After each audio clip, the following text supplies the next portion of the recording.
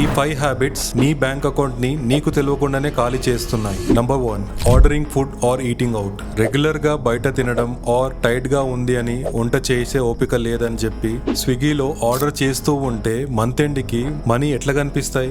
Limit eating out and హ్యాపీగా ఇంట్లో వండుకొని తిను.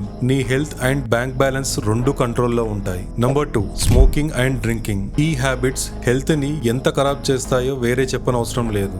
అట్లా అని చెప్పి చీప్ కాస్టా అంటే అట్లా కూడా కాదు. కష్టపడి సంపాదించిన రూపాయితో నీ హెల్త్ పాడు చేసుకోవడం ఎంతవరకు కరెక్టో ఒక్కసారి ఆలోచించు. Number 3, branded clothes.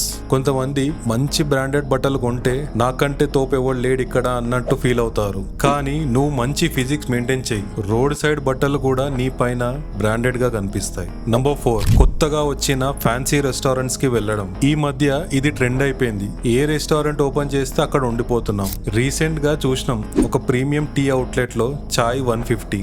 Same brand tea వేరే బ్రాంచెస్ లో 50 or 60 రూపీసే ఉంటది. So brother, remember, you are not paying for the tea, for their rent, AC and ambience. Number 5, the new phone every year. ప్రతి ఇయర్ ఒక కొత్త iPhone launch అవుతుంది.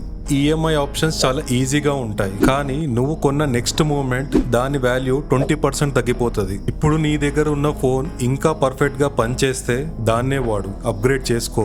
ఈ 5 habits లో నీ మనీ ఎక్కడ పోతుందో హానెస్ట్ గా కమెంట్ చేయి. Let's help each other.